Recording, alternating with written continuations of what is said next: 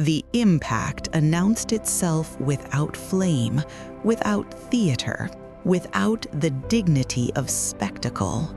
Metal learned a new shape in a single merciless sentence. The air, thick with glass dust, sighed as gravity gathered what flight had borrowed and pressed it into a bowl of fused earth. Then, as if embarrassed by the noise, the plane grew quiet. The wreck exhaled.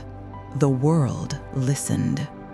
Captain Elara Knox hung from a torn harness, the nylon strap carving a precise bruise diagonally across her chest. The instrumentation around her, once a chorus, now a collection of stubborn solos, clicked, popped, dimmed, and accepted the truth. Survival arrived as a checklist, the way it often does. Orientation, pulse, breath, count to 3, count to 10, say your own name inside your skull and feel it land. Elara released the buckle. The cockpit flexed, then settled, ribs around a heart deciding to keep working. Thin daylight seeped through a fractured canopy. The sky was a lid of burnished steel. There were no recognizable constellations, only a pale wash where stars might live when the air let them. Powdered glass drifted like snow that had lost its softness. Every surface wore a faint frost of beveled grains. She crawled out into the hush and named the living. 5 more, all breathing, all surprised at the fact of it. The medic in her hands was steady. Press, tape, foam, hiss, a gauze that sealed like second skin. She halved rations without ceremony. She set a stove that hummed at a low, constant flame, a patient blue dot promising heat without complaint. Sailcloth became shade. Poles became perimeter.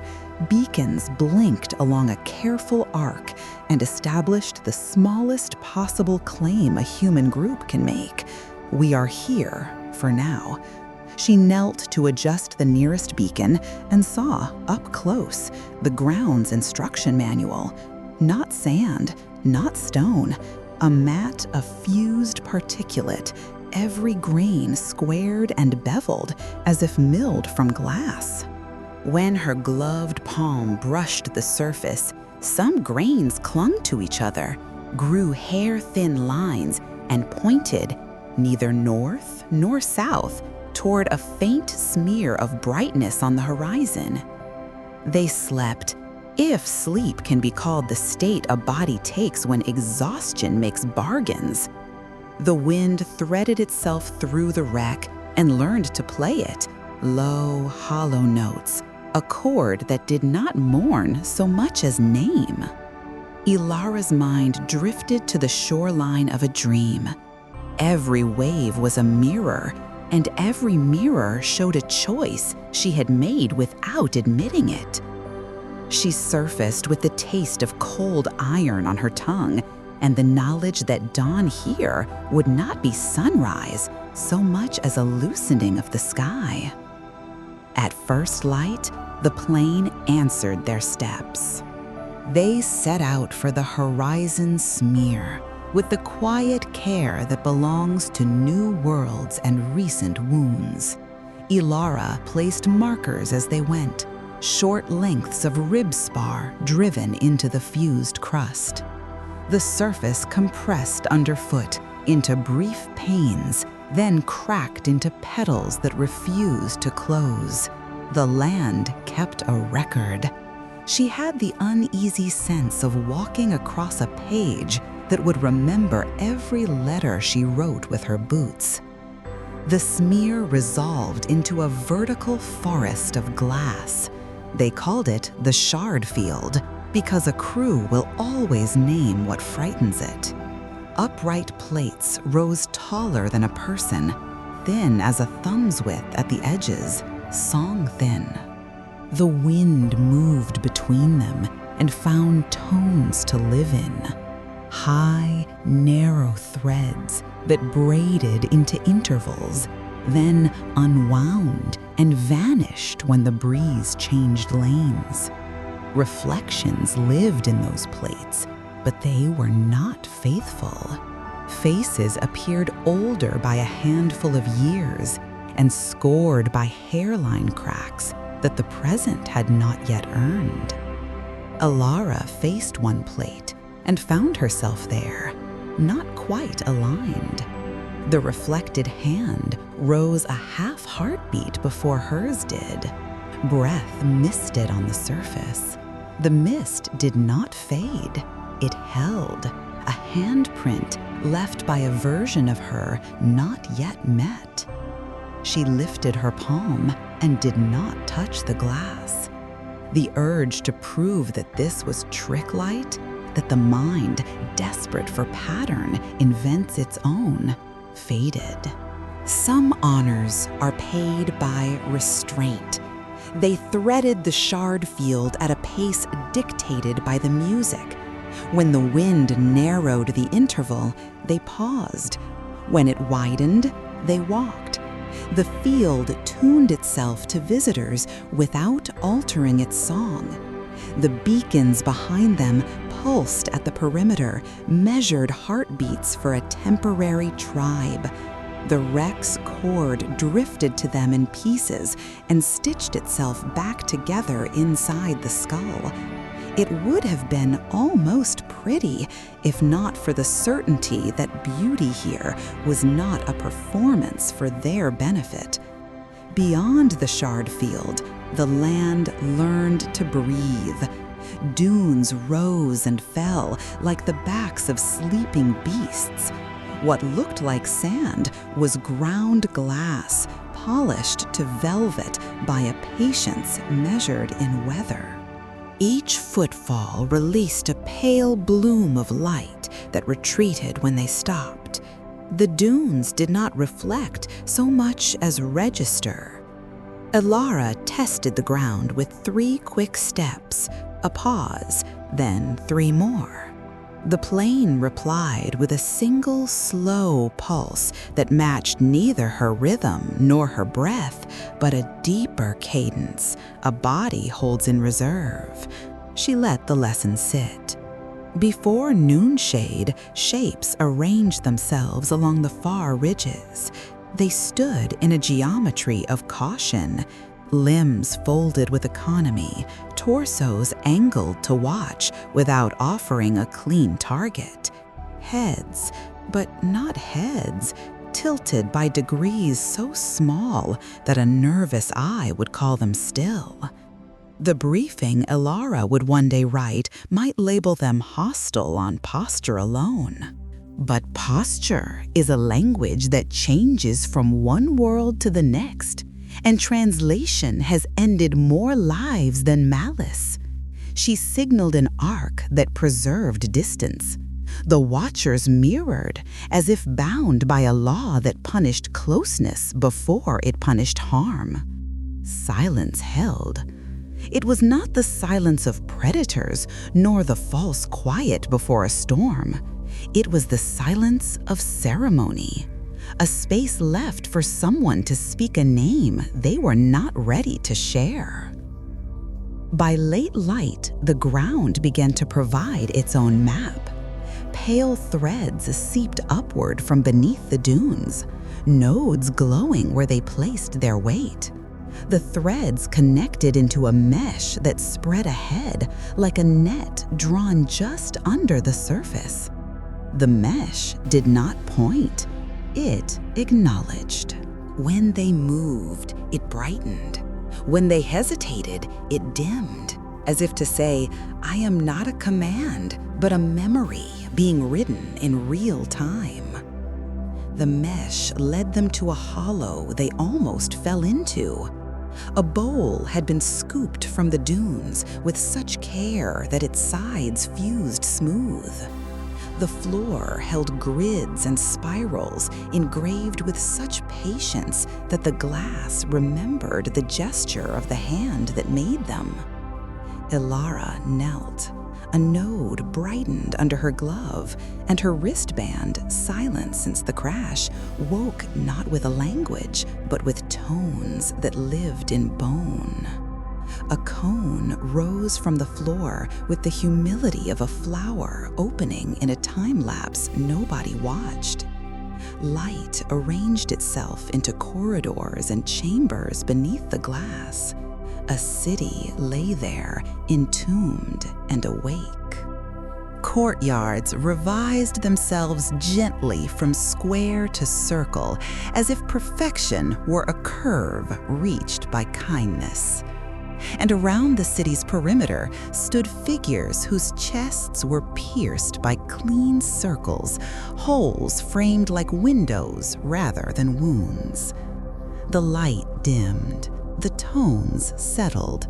The mesh cooled under Ilara's hand, as if embarrassed by its eagerness. They made camp in the bowl. Night was not darkness so much as a decision the sky made to become less explicit. The air cooled to a generosity that made rest possible. The ground released heat back into the bodies that trusted it. The beacons marked the perimeter, as if marking a circle could give the heart its bearings. The watchers remained on the rim like saints carved into a colonnade, present, patient, and unwilling to break a law they had written for themselves. In the hours that belonged to indecision, lights climbed out of the ground like breath condensing in cold air. Thin plumes rose and leaned toward one another, touched and joined. Threads braided, then braided again, until a lattice hung over the bowl, glowing from nodes that seemed to be waiting for ascent. Ilara stood beneath it. The lattice could have become a web. It did not. It chose the courteous tension that holds a bridge. At dawn that was not dawn, the bowl offered a stair. The steps had been melted into existence, the glass softened and persuaded into foot-width spirals. At each landing, a slab lay flush with the step. Lines had been sung into those slabs, not carved. Running a hand across them made the ulna hum. Names lived in those grooves, not as words a mouth could obediently pronounce, but as cadences a body could carry, the way it carries an old injury. At the fifth landing, the slab changed its mind and drew a map. A loop folded back on itself 3 times, a figure 8 unfastened in the middle, an arrow pointing inward toward a stick figure at the center. The figure's outline was human. The arrow pointed outward again, as if motion itself were a negotiation rather than a vector. Ilara touched the arrowhead. The stare did not change. Sometimes a map is not an instruction, but a confession. They descended into a room that gathered light like a lens. Surfaces curved with the certainty of an equation. A disk waited at the center, the width of a table where hard news is said. There were no doors. Thresholds were already fractionally open. Light had no source. It was a presence, calm and undecorated, as if brightness here had learned to stand without casting shadows. Ilara stepped onto the disk and felt the room locate her. Pressure gathered at her temples and behind the breastbone. A gentle insistence, the way a healer finds a fever with the back of a hand. Sound arrived, not words, not a translator's hopeful syllables, but her own voice reading names she had not chosen to say. The names came layered with rests the way grief comes, layered with the chores grief survives. A training officer who had thought kindness was weakness, then learned otherwise too late to keep his first class whole. A classmate who died of a seal that failed because a checklist had been rushed, then buried in the blandness of a memo. A seam in a ship's hull that had been trusted by generations and failed when a contractor's savings met a regulator's waiver and an executive's quiet nausea that did not reach the pen in time. The disk brightened at every truth and cooled at every dodge. Alara learned where she was strongest and where she was still a liar.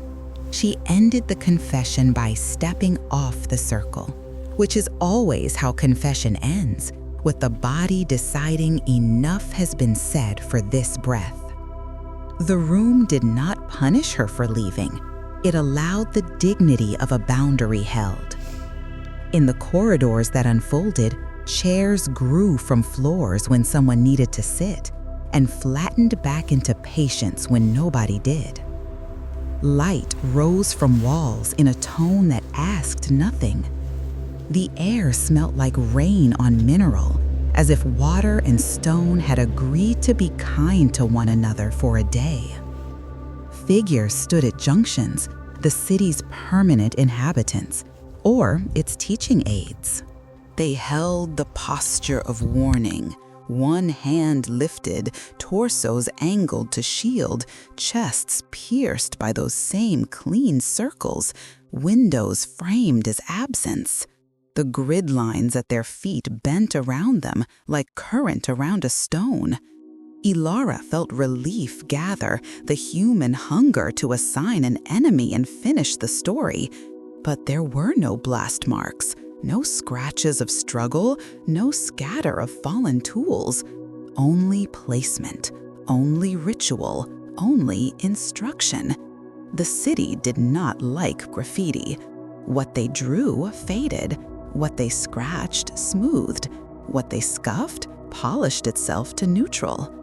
When they returned to the bowl, their canopy had been unmade into threads so fine they could melt back into the glass as hairline brightness.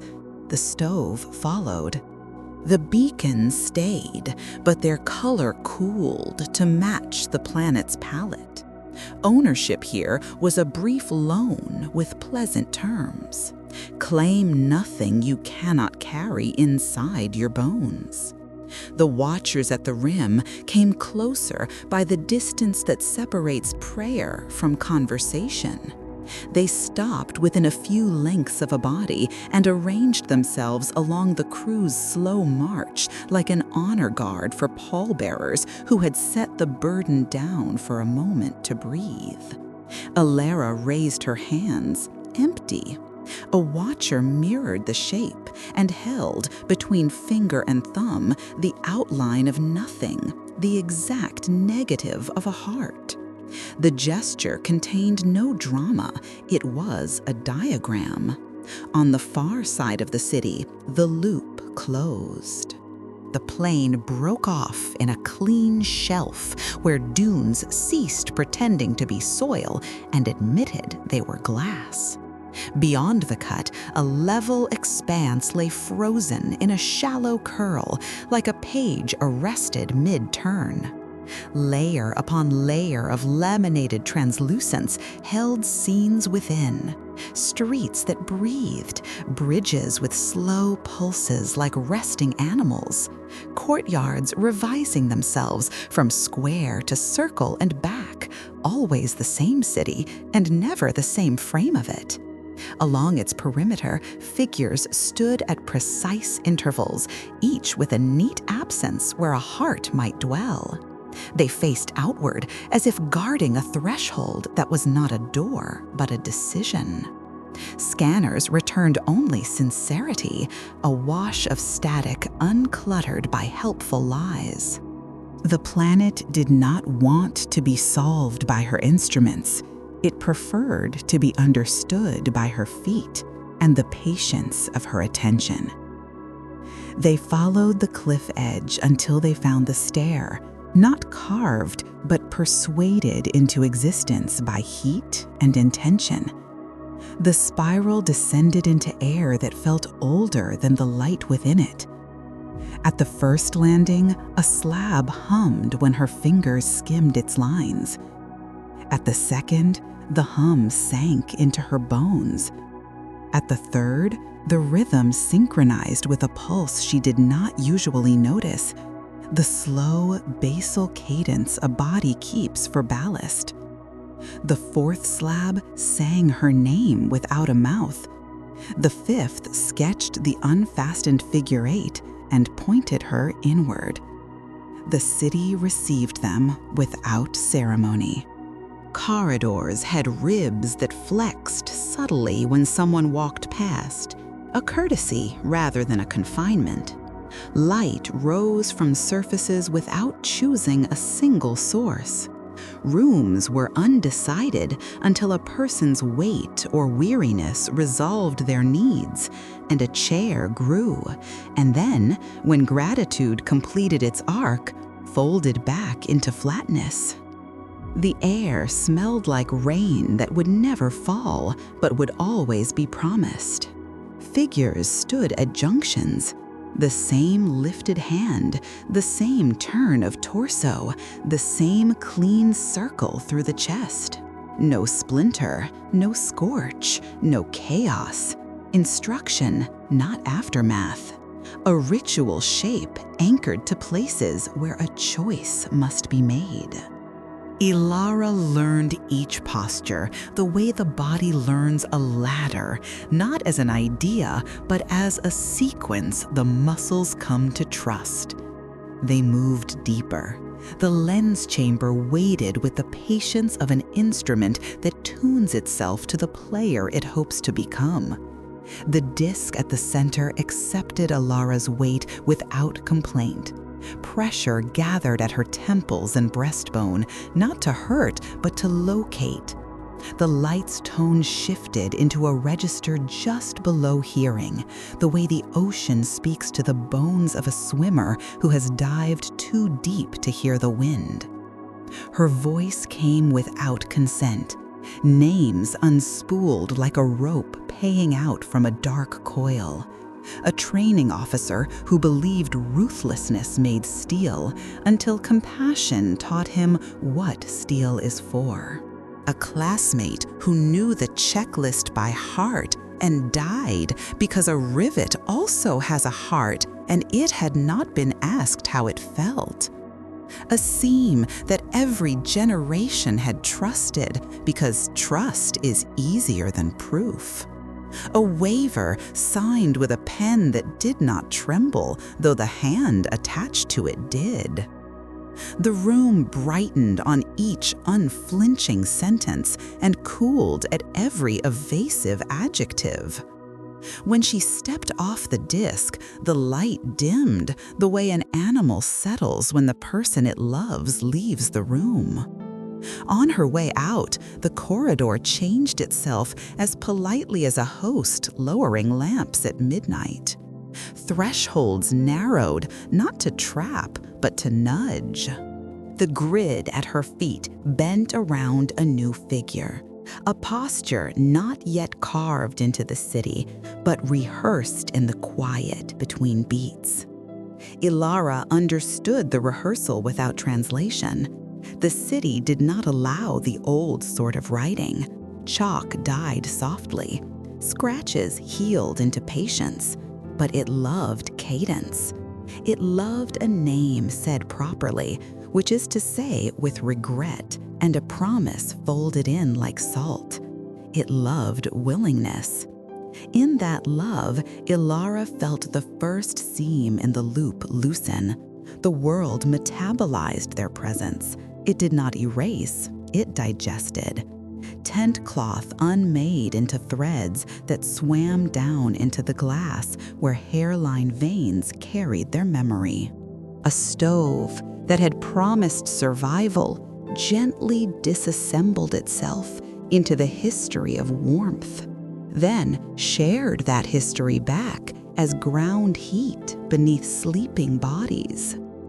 The beacons kept their vigil, but their color cooled toward the planet's palette, as if the lights themselves had learned humility. The watchers descended from their ridges. They stopped as close as courtesy allowed. Their facets held the plane's pale and returned it strictly, as if honesty had a geometry. When Alara raised her open hands, one watcher mirrored the shape and held, between finger and thumb, the outline of nothing, the remembered absence of a heart, a diagram of what must be given up so something else can be held. They walked together, humans on the glass, watchers on the hummed edges of paths no eye could see. The alignment was not a truce, it was a liturgy, each party offering restraint at cost.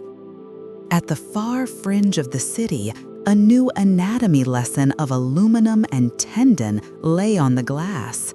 A different wreck, same seam, same lesson, written in a slightly different hand. Paint sloughed like old skin. A handful of objects lay where wind liked to gather. A charm from a station bazaar, a folded scrap of cloth still remembering a shoulder, a slate that woke to Alara's touch and showed a list of salvage items written in her handwriting with a date 2 days hence. The loop did not merely remember, it rehearsed, and it rehearsed with her help. Night raised a narrow ribbon of light from the horizon and held it there as if the plane had inhaled and kept the breath. Scenes moved within. First arrival, a different arrival, a not quite future in which someone stood where Alara was not yet willing to stand. In one frame, a body lay under a clear veneer with the face intentionally unrendered, as if anonymity were itself a mercy. In another, a small procession of watchers escorted a single human figure inward through an opening that never learned the human superstition of doors. They argued by notes and taps, because speech had begun to feel like carving. Escape was the unexamined answer. It often is. The capsule could be coaxed, fuel cells persuaded, guidance bribed with steady hands. 3 would climb. 3 would keep the beacon, keep the city from digesting the launch CAD, keep the hope performative. The math made sense on paper, but the loop's math did not live on paper. She signed the plan and found the signature heavier than ink. She assigned tasks with care, moving risk toward herself so that fairness could stop fretting and bet some rest. She tuned the capsule and removed one safety designed to save a life at the expense of the decision only one person could make. She wrote what she could not say, 8 blunt sentences no one would frame and no one would forget. When the capsule leapt, it did so as if the planet had given it permission rather than yielded to force. Heat rose from the city like a last generous exhale. The watchers formed a ring and did not close it. Their facets filled with futures, some bright and brief, some long and busy, some quiet and useful.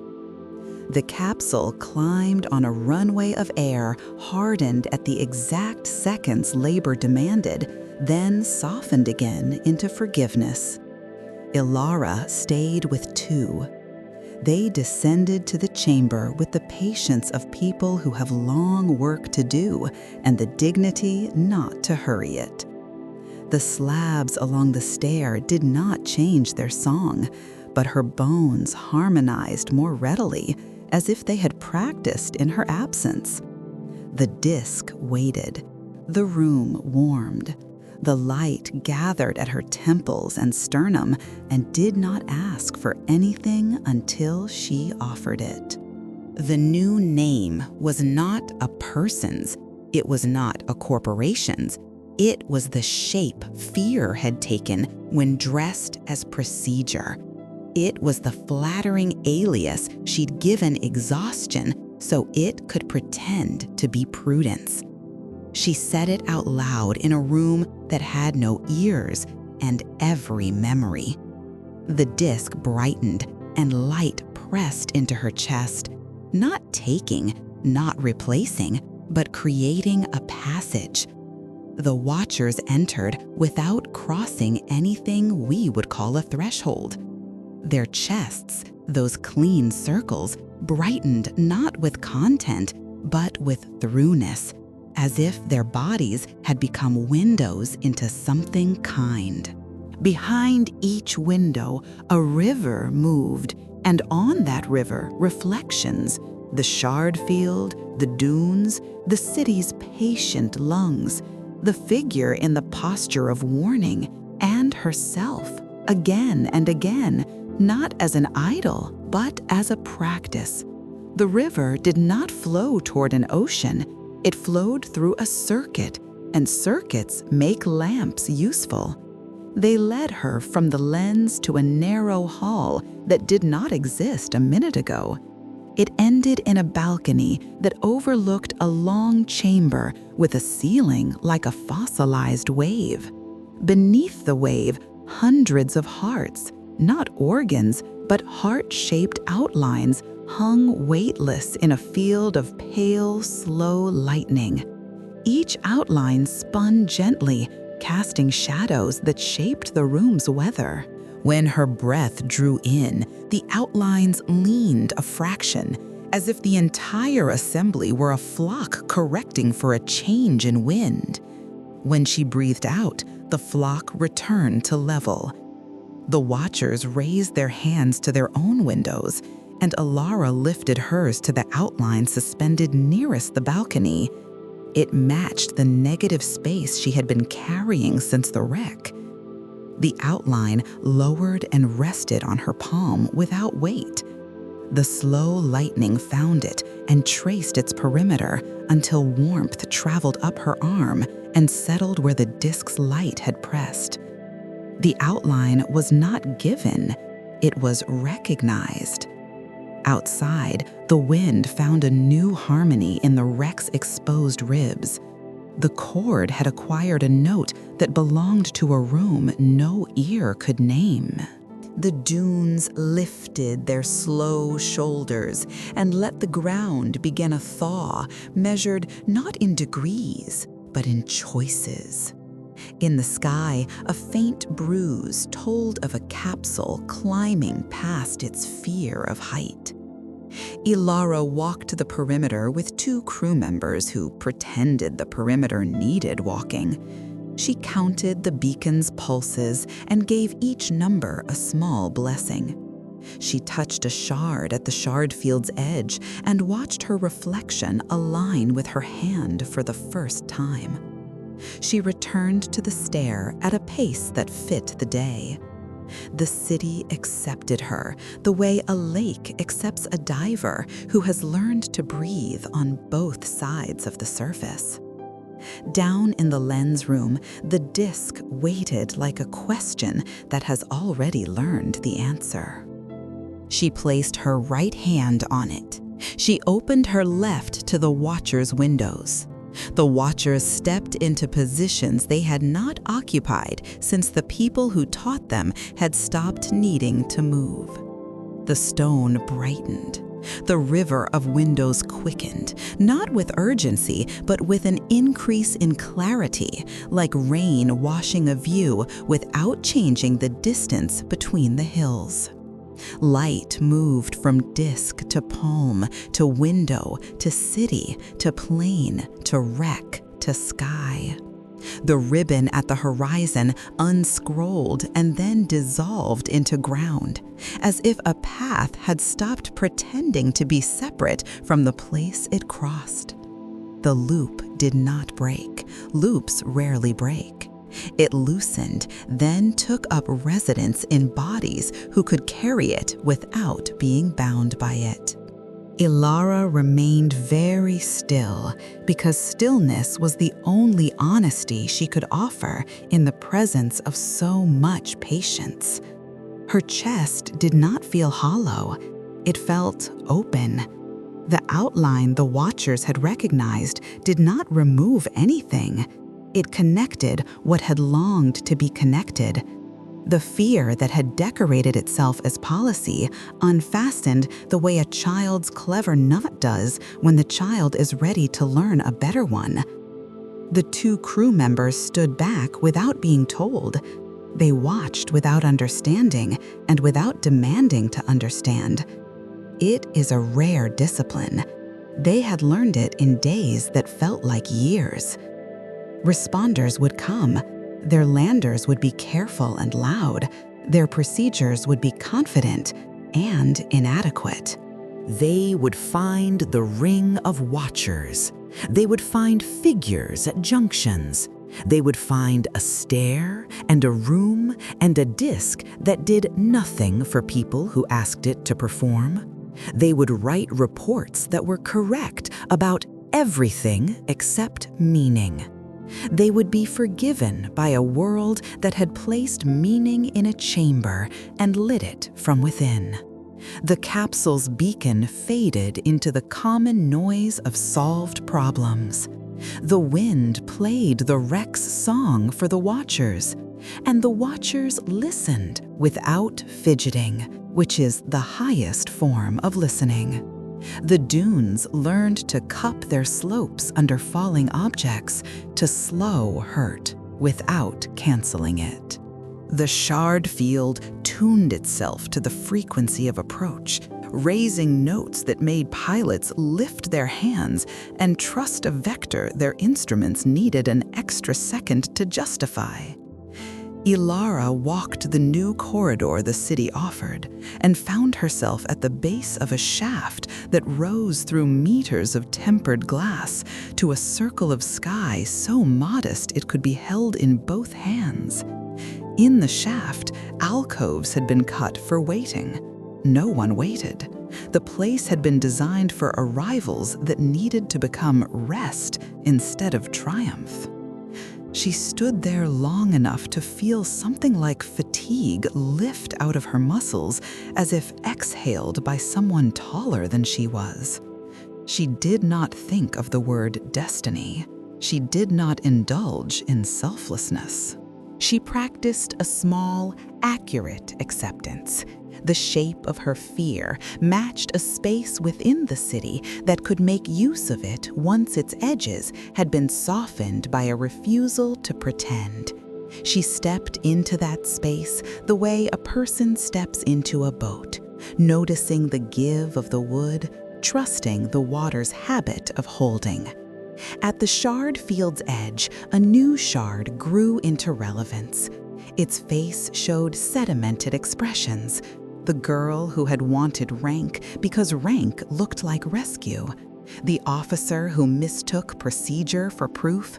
The captain who had learned to breathe inside a room made of listening. And then, no face at all. Only a curve where a face could be when a person has agreed to become a bridge. A lander whispered down beyond the dunes. A team in suits approached and found a ring of Watchers who did not attack and a trio of survivors who did not dramatize their wounds. One of the responders raised a gloved hand in a shape their training had not assigned a meaning. The nearest Watcher mirrored it precisely. Something old stepped aside. Something useful took its place. Night did not fall, it folded. The plane lifted a slow shimmer and let it settle across distances the way an instrument settles into tune. tune after an eager novice stops insisting on being impressive. The city breathed. The stair remembered feet. The slabs sang. Ilara's presence at the junctions where the pierced figures stood was not a statue and not a haunting. It was a practice carried by a place and shared like bread. Travelers following disaster found their steps measuring themselves against a cadence they had not learned and did not resist. The loop did not trap them. It taught them how to lay their fear down where it could be used. In the lens room, the stone waited between visitations. Its surface kept the faint warmth of recent honesty. When no one stood on it, the room did not feel empty. It felt like a lamp turned low because the child had finally fallen asleep. On the plane, the beacons the crew had brought blinked until they no longer mattered, then accepted retirement without sulking. The planet's own mesh rose from beneath the surface as needed, glowing at the exact brightness a tired eye can bear, pointing nowhere and acknowledging everything. Far above, pilots traced lines across the ductile dark. They did not know the shard field had tuned notes to meet their hands. They did not know a city had practiced for them by learning the shape of a heart it would never keep. They only knew their instruments felt a fraction late, and their bodies felt a fraction early, and that leaning into the earlier truth made the later one accurate.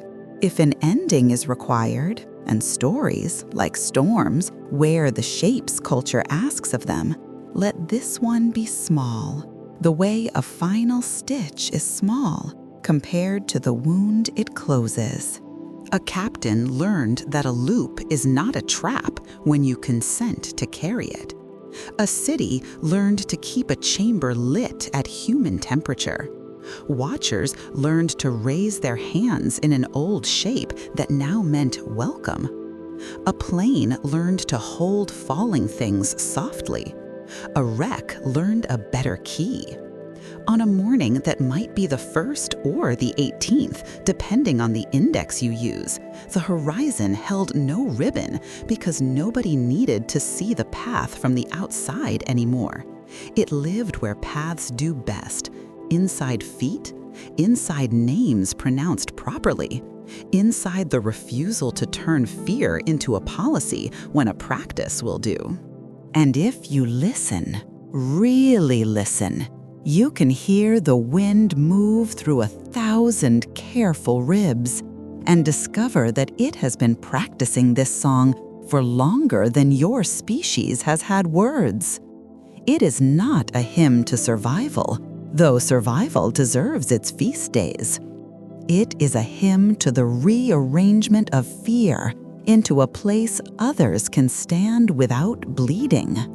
Welcome, then, to a world that remembers without punishing, that asks for what you can actually give, and that turns absences into windows. The loop is open. The lamp is lit. Walk in. A captain didn't escape the world. She became its beacon.